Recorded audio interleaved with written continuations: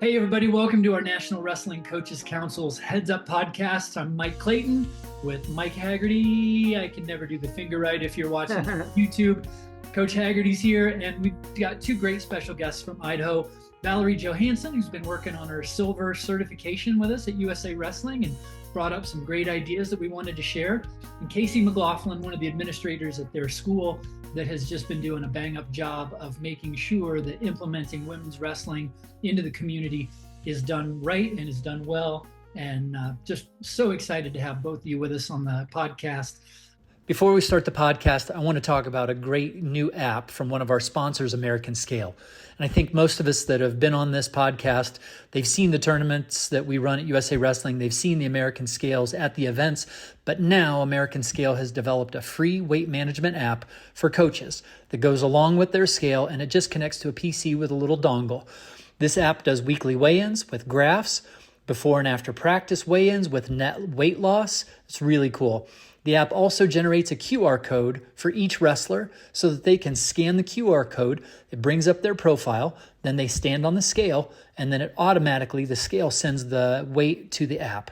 For more information, go to www.americanscaleco.com/USA-wrestling, or it might be easier to just give Glenn a call directly at 541-968-6952. Back to the show. As we get started, I know there's a lot of National Wrestling Hall of Fame chapters that are starting to recognize folks this year within their state chapters. And I just wanted to give a quick shout out. Dom Bradley is going to be in as Missouri's Person of the Year here on October 20th in just a couple of days. And also a great friend of ours, Coach Gary Mayab, a Lifetime Service Award. This is where I'm going to get emotional. So, Coach Haggerty, you want to take over? That would be great.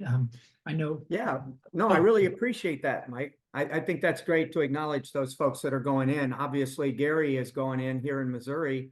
I'm going to be his presenter, and our relationship goes way back. And I think the Hall of Fame is one of those things that keeps these movements, these spirits, and individual works alive. And that's really special. So I appreciate you acknowledging that. But yeah, there's a lot going on in the wrestling world. Everything from world championships coming up and also all sorts of things going on. But I'm really excited to hear, from our guest this week. So I think that's our next direction. So whatever you guys, having Casey on here is, and Valerie, you both, your positions in the sport and where you come from might be a little bit different of an angle than some of the other folks that we've had on, other coaches and so on. It's rare, to be honest, Casey, from your perspective, that we have an administrator that we get to visit with and kind of give us some insights about how women's wrestling is sort of leading the charge and consistently seeing these numbers about high schools that are adding the sport, obviously, across the country. I know that here in Missouri, it's grown exponentially over the last several years. Different women's programs that are being picked up, and it's exciting to see all of that. So with that ball on the tee, maybe you could take it from there. Yeah, and please go ahead. No, I just certainly and just in terms of women's wrestling just growing in our area, I think it's incredible. And I want to give all kinds of credit to Valley here. And just in terms of, finding the right people is always so important. And you find the right people. And then, as an administrator, that's when we feel like we can put some emphasis behind it because we know it will take off. So if we start to put some money behind it, we have the right people. You've got to make sure you've got people in place that can run with it, right? And run with whatever initiatives we're doing. And that is certainly the case in Sandpoint, Idaho, where we're at. That's great. And Valerie, you'd been working on your silver level coaching certification, and that's kind of how I got the story.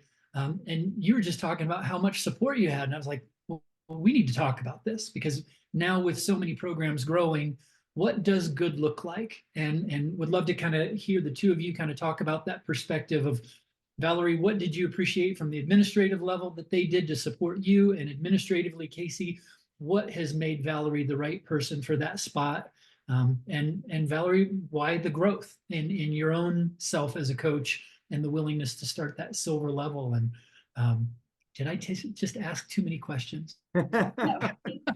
Okay. For me to get silver was very important just because I'm not the traditional coach, right? I am not a wrestler. Didn't come from that pedigree wrestling family. Got into wrestling because my husband was a wrestling coach. My daughter decided to become a wrestler. We moved to North Idaho where women's wrestling was not a thing. And so as she grew in the sport, I recognized that there just wasn't a safe environment for her. And it was a struggle for her to be taken seriously in the North Idaho region. And she was fortunate to grow up kind of with Relaine Huber, Alyssa Randalls, that class. And so there was that core like 15 girl group once they got to the freestyle season. And so if she could just make it through the high school season and got to freestyle, she had that connection. But there was nothing September through February for her. So once she graduated, I was like, we have to do better in North Idaho. We have to provide an opportunity for girls to wrestle. And I just kept bouncing the idea off of Casey. And then I just started talking to girls all the time about wrestling. Do you want to wrestle? You look like a wrestler. Hey, do you want to wrestle? Nonstop. Like I'm kind of known for that in North Idaho. Like I'm the person who stalks girls. Like that's just, and I just talk to girls all the time about wrestling. And I coach volleyball. I knew nothing about volleyball at all. Decided to coach like B team, 8th grade volleyball, just to have an opportunity to build relationships with girls, not just in Sandpoint, but around our region, to talk to girls about wrestling. And so we would have fun for 6 weeks, and then I'd go, hey, do you want to go wrestle? And they'd go, yeah. And then Casey's like, well, if you've got girls who wrestle, why don't you coach them? I was like, okay, let's do it. And to his credit, he was really willing, and our district was really willing to go, we want to take this serious. We want to form, if you're going to do it, we're going to form a girls team. It's going to be a girls team. We're going to put resources behind you. You're going to get your own girls bus when we travel, even though the girls and the boys are going to the same place. Wow. We're going to treat you like a separate team. So your girls feel like they matter and that they have their own team. And that was huge, because let me tell you, when we walk into a middle school gym and there's 30 middle school girls and we all walk in and we're all in the same uniform and we're walking in a straight line, it inspires whatever girls are in that gym, whether they're wrestling or not, to go, wow, what are they doing? They have a team. And I just love it. And I'm super thankful that Casey was willing to do that, and then was willing to do that at the high school level. Because these girls we're retaining these girls. This year we'll have 24 girls at the high school level, probably minimum. And so they were willing to bring me on as the high school coach, allow us to get an assistant girls coach. We have a girls head coach and an assistant girls coach. Wow. And I mean, that's no other high school up here is doing that. And it inspired other high schools to do that. Now Bonners Ferry is hiring a girls coach. Post Falls is hiring a girls coach. We have other middle schools that are hiring girls coaches, and it's fantastic, because North Idaho is a little bit behind the curve, and now we're starting to catch up, and now we're starting to actually lead the way a little bit. But the work isn't done. I mean, just this week I was talking to a middle school AD, and I was like, hey, middle school wrestling starts next week. You have any middle school wrestlers? He's like, yeah, we have 9. I was like, that's fantastic. Do you have a girls coach? And he says to me, and I kid you not, I don't want that headache. And I was like, oh, you have 2 girls on your team that compete for the Idaho national team. They're representing your community at the national level and have recruited 7 other girls for you. Well, I would take that headache all day long. So, I mean, there's definitely still work to be done up here. Casey, I'm guessing you don't look at that as a headache, do you? No, can you use, I'm not on mute, am I? This little box. No, you're loud and clear. Perfect. No, we don't look at it as a headache at all. In fact, our big thing is we want students participating. And we love the idea that if there's someone who's willing to go out and recruit, if there is momentum behind something, a sport and activity, whatever it is, at my level, I I'm secondary director of education. So I oversee all the secondary schools. And so it allows me to work with the ADs and I'm consistently, they're coming to me with, hey, we've got these kids that are interested in this. And so it is, I mean, we definitely have the philosophy that if we can get kids interested, we love athletics, we love activities. And if we can get kids interested, it's going to help them. It teaches them all the life lessons we all know, from being athletes and growing up and being involved in sports, that this is a huge thing. And for women's self-concept and to be able to have that self-confidence that is gained through athletics, and especially, individual sports like wrestling, there's nothing like being put there on the mat one-on-one, and there you are and by yourself, right? And so that forces women to gain some self-concept. And so when Valerie said, hey, we can get girls, I mean, that is a clear win for us, for sure. I appreciate that very much, the confidence piece. And I'm going to shut up soon and throw another question to each of you guys. Friend of mine, Dr. Nate Zinsser, used to run the Center for Enhanced Performance at the U.S. Military Academy. And he talks about the breakdown of what confidence is in his book, The Confident Mind, a great book. If anybody's never had a chance to read it, we'll put a link in the description. Break it down with me. Confidence is a sense of certainty, that feeling of having complete faith about your ability, that you can do something or that you know something, which allows you to bypass conscious thought so well that you don't have to think about it and execute unconsciously. So you perform it automatically and instinctively. And that confidence piece, I think sometimes for men in wrestling, we take for granted that we feel like we can do anything. Oh, you want me to do this? I'll figure it out. You want me to do this? I'll figure it out. And I think the sport has put us in enough challenging situations that over time you gain that confidence. And now that we've got so many more women in our sport gaining that same degree of confidence, what do you notice? And I put this to all three of you. What do you notice now about the confidence of the young women and the female leaders of our sport in your area? What has changed in that confidence role now that wrestling is a part of your community for the women? Well, I'll say one thing just real quick on that. Just really quick from my perspective and from, I guess, being a little bit removed on it in a district level, watching women participate and girls participate in wrestling. 10 years ago, we'd have one girl maybe come out for wrestling. And just the fact that it not only is it taken off, but it's caught fire. And there's an incredible thing that happens there where you're seeing these young women talk to other young women and say, hey, look at what it's doing for me. And there's this confidence level and this excitement level that, hey, you know what? I'm okay. I'm okay getting out there one-on-one on a mat and going for it. I mean, it's amazing. And in fact, it's taken off ever since. And my daughter, her husband has two younger sisters, and they are both wrestling in club team. And which is really cool. And they are, one's an 8th grader and one is a 6th grader. And I talked to them, we had dinner the other night, a few nights ago for my daughter's birthday. And both of them said, it's the favorite thing we do. It's amazing. Like we participate in this club, this club program here in Sandpoint, and we absolutely love it. And we can't wait to be high school wrestlers.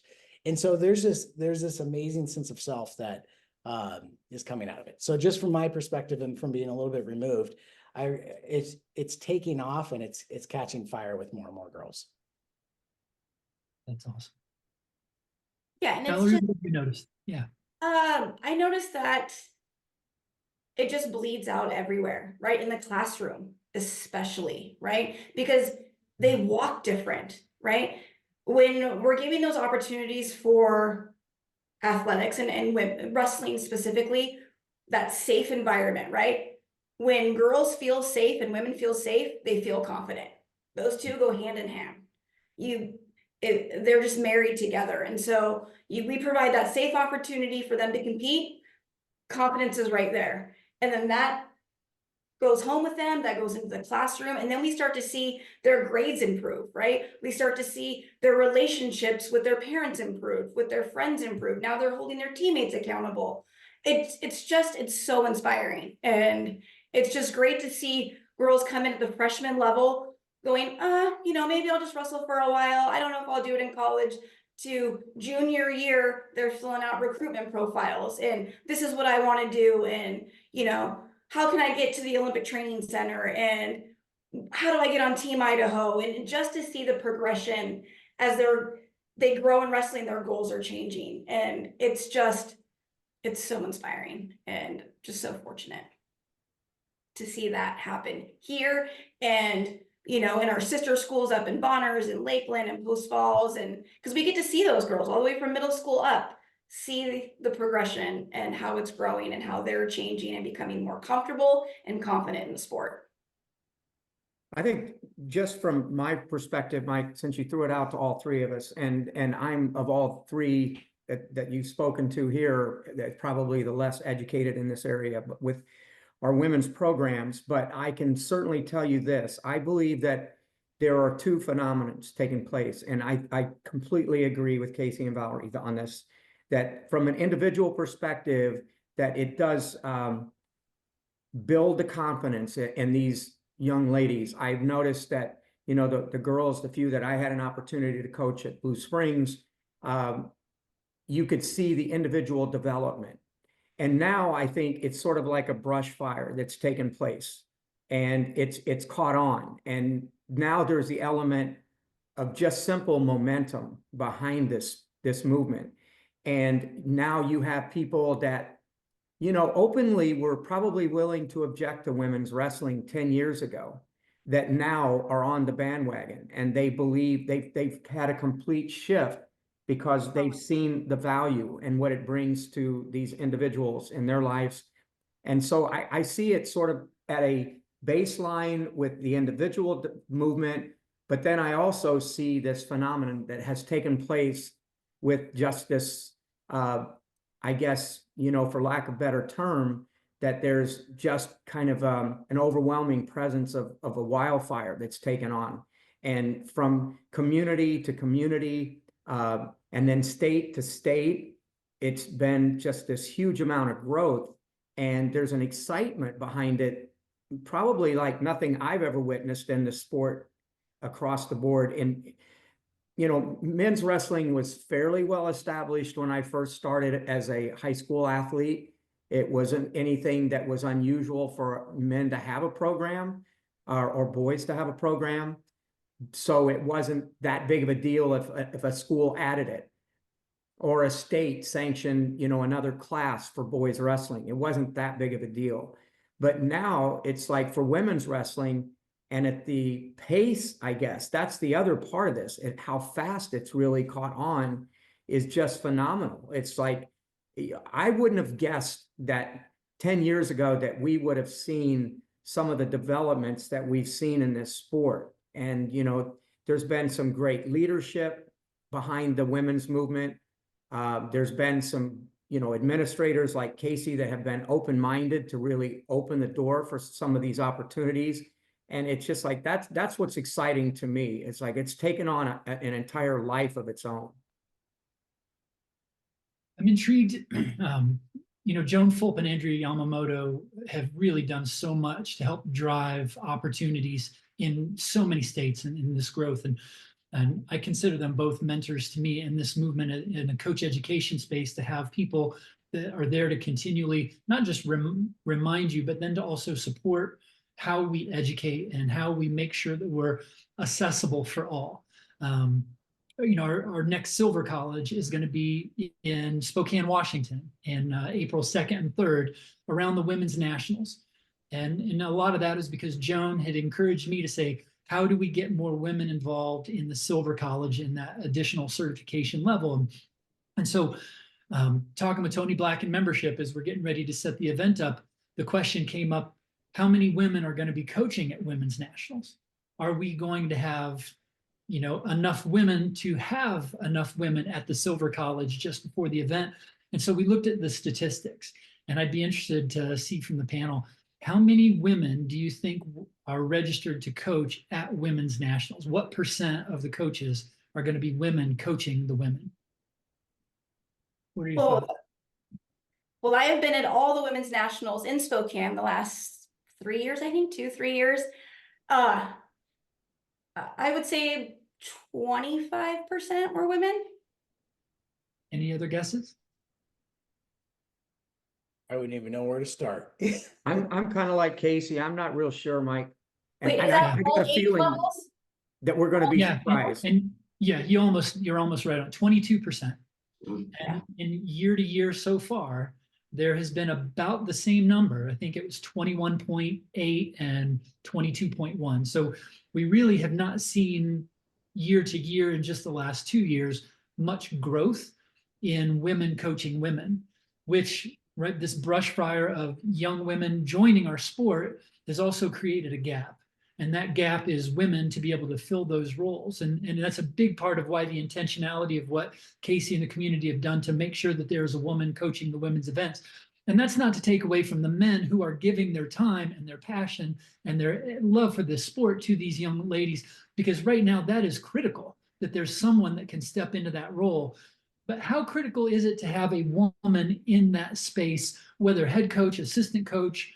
How critical is that next step? And from an administrative standpoint, from a coaching standpoint, and also from, I mean, Coach Haggerty, you've got a granddaughter that's, in the wrestling room, and how important is it for you to see someone as a role model for her that looks and feels kind of like she does? Yeah, and I can tell you from my perspective, Mike, that I think it is important. I think it's hugely important. I do feel that there is a natural evolution, and I think that within 5 years, probably we're going to see. Both Casey and Valerie, you guys have your own opinions, I'm sure, too, on this. But I think with most of the women are still competing. They're still. It's so new to the sport. It's so new to the evolution of the sport for women that most of these gals are still competing.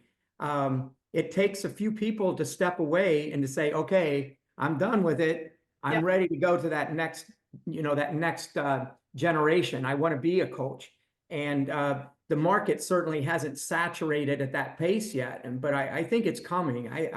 I really, the women that I just saw Allie Howe, Allie wrestled for me in Blue Springs for a couple of years before she moved up with Coach Black in Wisconsin. And I saw Allie just took a coaching job, and so it tells me that evolution is taking place. It might be a little bit of time still before it really catches on, but that's sort of my thought on this. I don't think it's really, again, it's something that we have to be overly concerned with, that it's not going to happen, because I think it is.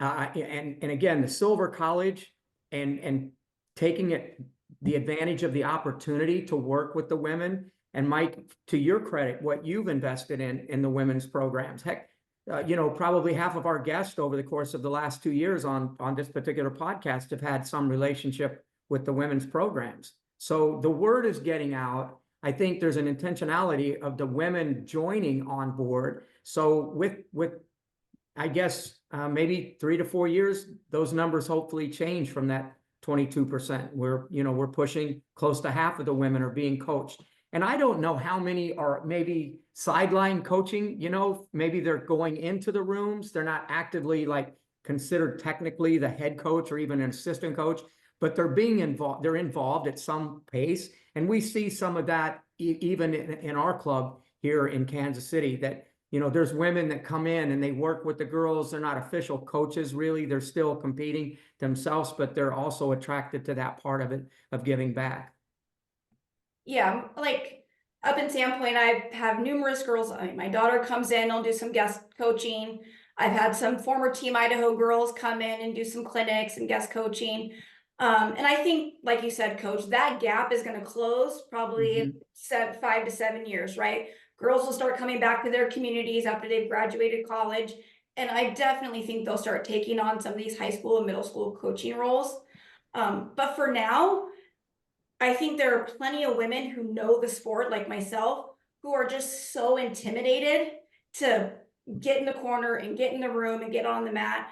I am very, very lucky that our men's coach at the high school level, is like, we are partners. Like our boys and girls, we practice at the same time at the high school level. Just because he's an expert technique guy, right? I'm not a technique person. But he treats me as an equal, and I'm so fortunate for that. And so we just partner and work together in the room, and we just rotate, right? I have different strengths than him, even with the boys, right? And so I handle different things in our room together. And I think there are definitely former team moms or wives of coaches who know the sport and know it very well, that can come in the room and learn to be a coach. And I know just going through the USA coaching process and going through silver was a tremendous for me. And like nerve-wracking, like it's hard to have your coaching video evaluated by your mentors, right? And it was so beneficial. Like I am looking so forward to silver college because I know I'm going to learn. And even going through nationals, like just talking to coaches, hey, when's a coaching clinic, or can you show me how to coach this? Like being willing to ask and turning off the imposter syndrome, right? Because that's the big thing for women coming into coaching. It's like we're so afraid of that imposter syndrome that we don't belong, that it turns us off from coaching. I heard the same comment from Emma Randall. Was our first female to certify at the gold level at USA Wrestling. And just the other day, talking with her, she said that's something that she still has to deal with. And she's coaching at Columbia University. She's like driving this program. She's been on national team staff. And if at that level you still feel that, I'd be interested now, or we can hit Casey up and come back. How do you get past that, and how do you cope with that imposter syndrome? Is it as easy as saying, okay, I'm aware that I'm thinking this, I'm just going to stop that thought and I'm going to replace it with a confident thought? Is that the process, or what's worked for you and other women that you talk to? Yeah, absolutely. It's just recognizing that you're having it and turning it off. And a lot of times, like when I get insecure in the room, I'll just, I'll look at Josh, who's the men's head coach, and I'm like, I'm not feeling it. And a lot of times he'll be like, Coach, you got it. Go show it. You know what you're doing. I trust you. And just having that affirmation, like, you got it. You can do it. You're the coach. Go do it. And I'm very fortunate because I have that backup and that support. But again, we're still North Idaho still, and there's a lot of, men in our community who aren't pretty sure about a female coach. And so a lot of times you just have to be confident. And honestly, becoming a silver certified coach is a huge part of that confidence, to go, you know what, I can do this. Here's my credential to say that I can do this. That's awesome. And let me jump in just a little bit to that last question, just in terms of how important it is, because I'll tell you, at Sandpoint, I think it's critical. What I've seen is it's critical to have that safety that a female coach provides. Now, I don't think that female coach has to be necessarily like Coach said, like it doesn't have to be the head coach, but somebody there that the girls feel safe and comfortable with. And I think that's where we really saw, we've had females on our wrestling team in the past, not a lot. And I think once Valerie got there, and once Valerie took off and said, hey, I'm going to provide a spot for you. And she's very good at, earning these girls' confidence and earning these and bringing in kind of that trust factor. And I think that's huge. I think that girls that arrive there on the mat initially feel that kind of that out of place, but it doesn't take long, as we know, for kids to start to realize, okay, I belong here, right? And the sense of belonging, and then they're willing to put themselves out there. But it does take that little bit of initial outset, and to have somebody, Valerie's greatest strength is her ability to recruit these girls. I mean, it is amazing. We went from, and I think I wrote this down, Sandpoint High School had 4 girls wrestling in 21, 22. And then last school year, we had 18 girls wrestling. And then of course it's going to jump up in the 20s. And then Sandpoint Middle School for the last 2 years is at 39 girls on that wrestling team. Wow. And which is incredible for 2 years in a row, 39 girls. And then before that, I also have to say that we had an athletic director here in Sandpoint about 6 years ago, has since took a different job down south in Southern Idaho. But he came to me at one point and said, listen, wrestling's dying. Like wrestling is a dying sport around here. It is going away. And this was about 6 years ago. And I have to say, by the simple fact of recruiting females has caught fire again. And now, we had, Val, you could verify this, but I think we had 52 male wrestlers on the middle school team last year. And so, you're seeing something that went from kind of a dying sport in this area, which has a huge tradition of, strong wrestling tradition in Sandpoint, to this revival. And I really think that it's because girls feel safe. They felt like, hey, here's a spot we can do it. And they start to talk, right? And then all of a sudden it becomes this thing that, hey, not only should girls do, but let's get the boys involved too. Let's become what we once were, right? And there's an excitement behind that. Is there a safety factor that bleeds over from the young women feeling more safe in that environment? The environment becomes more safe because it's more intentional, and that rubs off on the men's program too. Is that because I've been taking a big dive for the last several years into the neuro-based training, and the one thing that they always say is, without safety, there is no potential for high performance. You'll never reach your ultimate level of high performance unless you feel safe.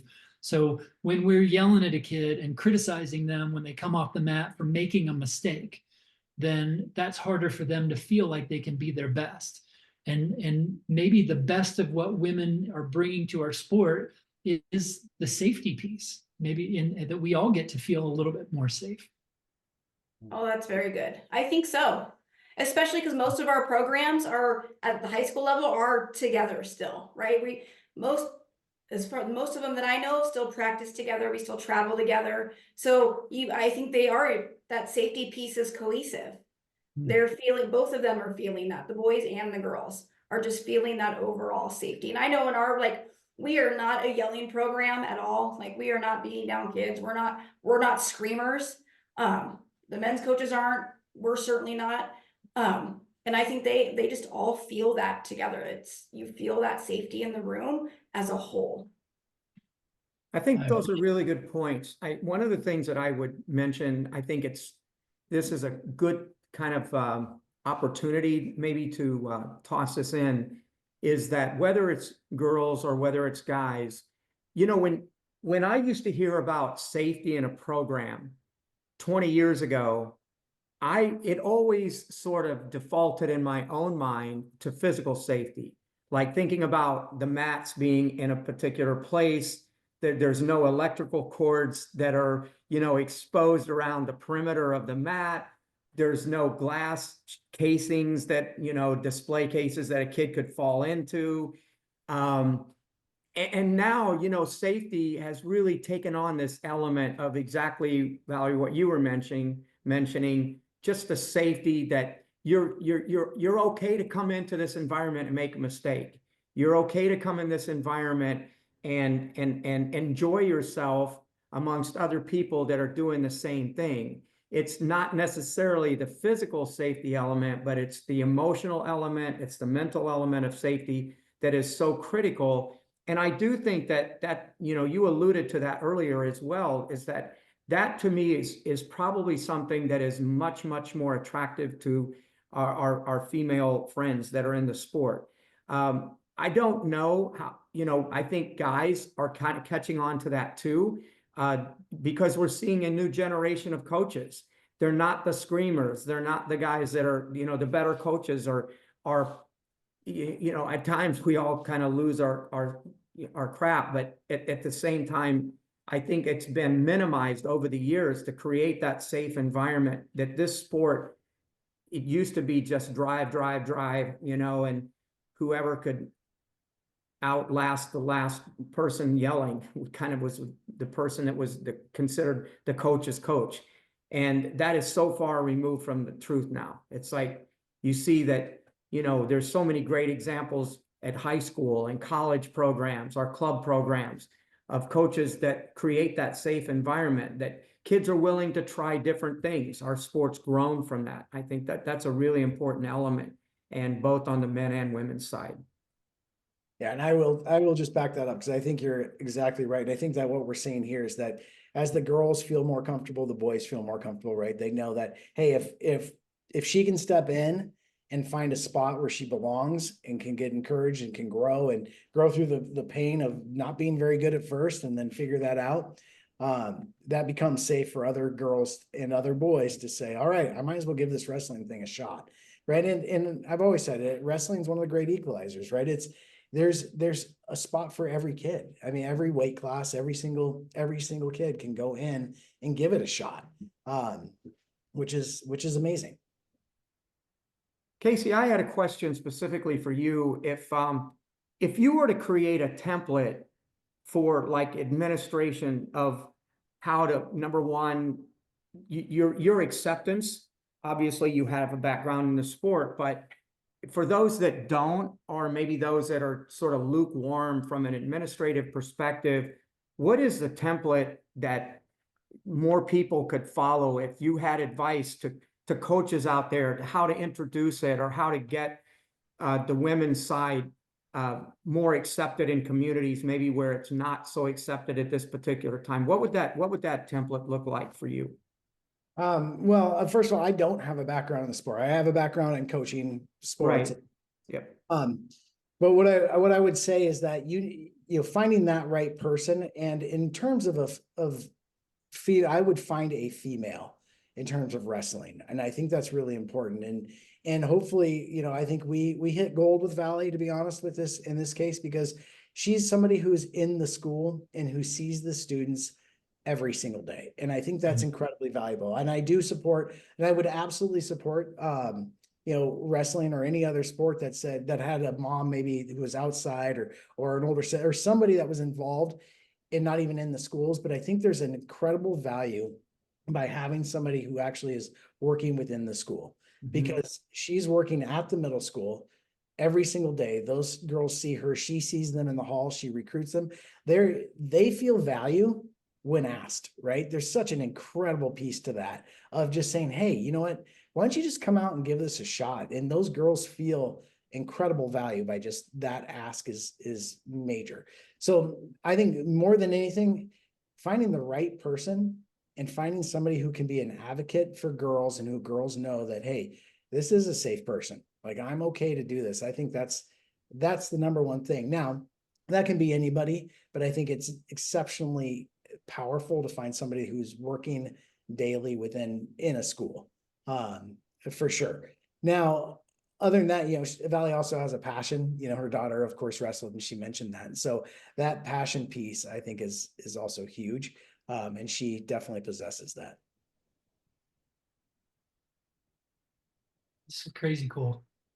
Just to hear the intentionality behind it and to hear how well that works when it's done in this way. And it doesn't mean that this is the only way, but some really cool opportunities here. What are we missing? One thing that you said earlier, you called them the schools in your neighboring towns, you called them sister schools. And I think I remember back, like, Williamsburg, we hate those guys, and it was always this, like, it was such a just a rivalry, and you couldn't like that guy. You couldn't go to a movie with that guy. Like, they'd be like, what are you doing going to a movie with that guy from Williamsburg or whatever? And to hear that it can be competitive, yet it also sounds like very supportive. How do you balance that? So, yeah. So, especially with women's wrestling and women's teams, as we're growing, the Northern coaches, like, we have recognized we have to do this together, right? It has to be unified. And so as we go to, our tournaments together and our duels together, our girls just support each other. We encourage each other. And sure, I mean, we have our school rivalries, and our girls can still support each other in a sportsman, we have great sportsmanship. Because once high school season's done, we want as many girls in the North to represent Team Idaho, right? Team Idaho has so many girls in the South because it's easier to make all the qualifications in the South because that's where they all are. It's harder for girls in the North. So we want to build relationships during high school season so we can form a team to represent Team Idaho in the spring season. And so during high school season, we just encourage each other. We just, there are times when, last winter, our bus broke down in Missoula.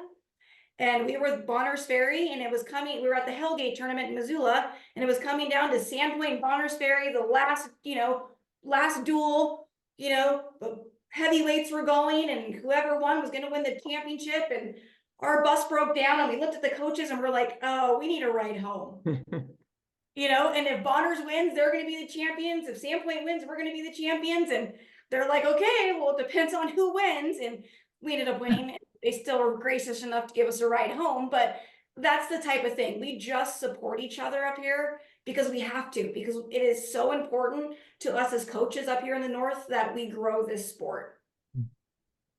Casey, how does that feel as an administrator to be able to say, beyond the competitive side, we are building a sense of community? Oh, it's amazing. And we were very thankful for Bonners that day because it was -15 and our buses froze up and everything else. And so I was on the phone with the AD just saying, okay, how are we going to get this team home? They're sitting in, I don't remember what restaurant, but all the girls were sitting in somewhere just waiting for a ride. But that is, when I see fellow administrators, it is a talking point. I mean, it is hey, this is fantastic. How do we expand this, right? How do we create this in soccer? How do we create this in football? And start to see this as more of a brotherhood, a sisterhood of, that we're all in this together. We're all in this for the same reason. That's for students, right? It's for kids.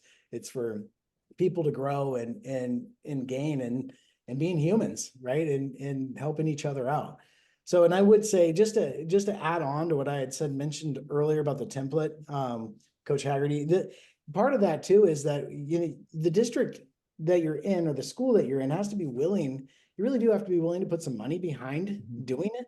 One thing was when we had Valerie stepped in as a coach, that was great, but we had to be willing to, first of all, add another coaching position and then add an assistant coaching position, because you can top out your level, right, at a certain point because girls aren't getting the attention they need, or boys aren't getting the attention they need or coaching they need.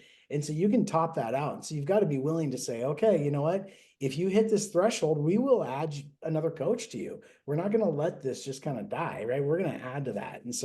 And I think that's been a powerful thing here to say, all right, Valerie, if you hit this threshold of this many girls, we'll support you. We'll add another coach, and whether that's female or male, we'll give you what you need, and then you can hire somebody. So I think that's a big part too, is to say that has to be a template for any district or school that wants to grow, is to be willing to put a little bit of money toward it. Yeah.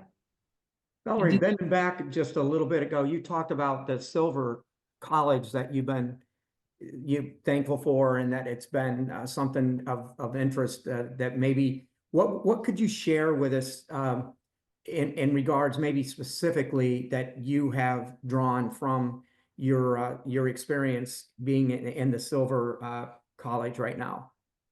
Definitely the relationships built in the cohort. I was able to meet up with a couple of the coaches at Women's Nationals, and just to build those relationships and to be able to maintain those relationships was a big one for me. Just to build your coaching network and have those resources available when you need them, and to be able to bounce ideas off of other coaches. It has been huge.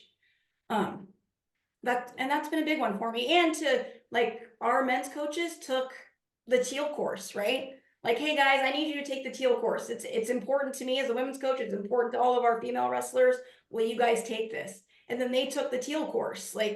So USA Wrestling is doing a great job right now of really supporting women's wrestling and growing the coaching knowledge base for women's wrestling. And I appreciate your shirt too with Wrestle Like a Girl, because they helped to fund and create that course. It was a great idea and a great partnership that this amazing women's organization is able to support this growth and to encourage it. And so such a great partner for us is Wrestle Like a Girl. I just want to make sure that we mention, those relationships, right? Whether it's organization to organization or coach to coach, I think those are important pieces to grow. So thanks for that. That's a great point. I think the other thing that you mentioned too, that it stands out in my mind, is the collaboration, the effort that you've worked with your sister schools, and how important that is, because I truly believe that is the case. We see a lot of isolation in this sport where you know what, we see a school that's really good, but they don't really step outside of their own boundaries. They don't really collaborate in the off season. And the growth, I think, though it might be even at a high level in that one isolated area, it doesn't seem to spread, and it doesn't really seem to go beyond its own capacities. But when you have the ability to work collaboratively across the board with those other schools and other programs, like you mentioned it, it's a lot bigger picture. It's like, how do we see this? Like, we're not just seeing this in our own little isolated team. That's important. It's great to win. It's great to move the needle there. But in that bigger picture, to see it from a community, then a state, and even, you know, globally, how women's wrestling is perceived, when you have that vision, that's a game changer. And to me, it's obvious that that's where you've gone. Like, that's the direction. That's the most important thing, it sounds like, in your repertoire. Yeah, we want these girls to build relationships. Like, number one, build relationships. I mean, that's the number one for me. I want to build relationships with these girls. I have girls who wrestled for me in 8th grade who didn't wrestle for me in high school, and every month I send notes to all of my wrestlers, and I still include notes to them, right? Just building relationships with these female athletes is important, and setting that example so then they go build relationships with, you know, other female athletes, you know, in their circle. Because ultimately, at some point, if they make it on Team Idaho, girls they compete against are going to become their teammates. Or if they go to college and compete, girls they competed against in other states are going to be their teammates. Mm-hmm. And so if they have built those relationships in the competitive environment before and they're healthy, then they're going to have healthy teammate relationships already pre-built. And they've learned to do that before they're even adults. And so that's number one, building relationships. I love it. That's awesome. The healthy part too. I think that's such an important piece. Is we all develop a relationship at some point, but they can be anywhere from a dysfunctional range to a very healthy range. And to be intentional about the healthy relationship building, and then to have someone that they feel safe around, they trust, to be able to ask those questions as they grow and develop what a healthy relationship looks like. You know, if I was very blessed when I got married a few years ago to inherit the greatest gift I ever knew I needed, which was my daughter. And to understand that relationship piece, to understand before you communicate, know what you want to get out of it. And I really appreciate what your community is doing, what your administrators are doing, to say, we know what we want to get out of this. We want to get good, strong, healthy kids who are going to build good, strong, healthy communities. This is really, it's a powerful podcast for me to listen and to gain a lot of perspective from what you all bring. This is really cool. Are there any, I'd like to ask all three, like, are there any thoughts as, you know, over the next, you know, few moments as we kind of start to wind some things down? Are there any thoughts and recommendations that you've got for folks out there, or questions or concerns that you'd like to bring up about what the future growth of our sport really looks like? Well, one thing go ahead, Casey. Well, I would just say that, you know, that watching our system and watching what's happening with the growth, one thing I would just advocate for is just to be able to put the egos to the side. You know, and one of the big reasons why I think it has worked is because of that, of the lack of ego of the head boys coach in approaching this. And I think that's really important if you're going to be starting a girls program that's going to grow.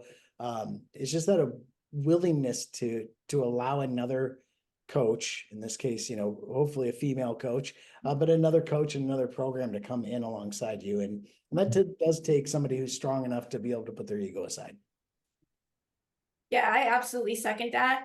Again, I am super fortunate to have such a great partner and great coaching partner in our men's coach. He just does a fantastic job of just supporting me and, you know, helping me grow and teaching me a lot of things. And so I just encourage male coaches, especially, and men's coaches, to just really help develop their female coaches and welcome them into the room, because it will grow your program tremendously.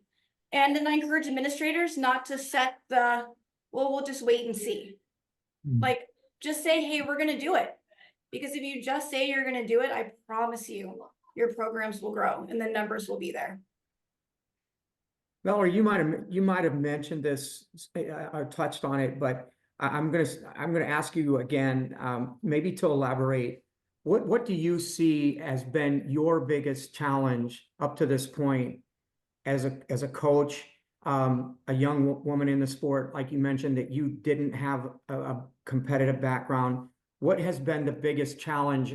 I think I drew out of it the imposter syndrome thing that comes with it, but has there been any other elements that have crept in? Because, you know, I've encouraged a lot of ladies of the last 3 or 4 years to really take a hard look at coaching, you know, when you get out of the sport. But what is it that you've run into that maybe have been some of the roadblocks that, you know, hey, we could eliminate that right now off the table? Like if I was talking with other folks about it, from your perspective, what would that look like? I think other than the imposter syndrome, just outside community noise. You just kind of sometimes you have to turn that off from, you know, the really old school wrestling community. Sometimes that's just that good old boys club. You just have to turn that off. If you can just turn off that noise and just focus on the people who are supporting you, you'll be just fine. And especially when you have administrative support, you have your boys team supporting you and your men, you know, your men's coaches supporting you, your AD supporting you, you've got it pretty good. And I definitely have it pretty good. So turning off the imposter syndrome and turning off the outside noise. I like it. I feel like we could keep going. Oh my God, yes. We could definitely. I know, but we have to get back to work. We certainly appreciate your time and respect what you guys are doing to build this community and to help grow our wrestling community top to bottom. Any final words you guys would like to add or last minute words of encouragement for those out there?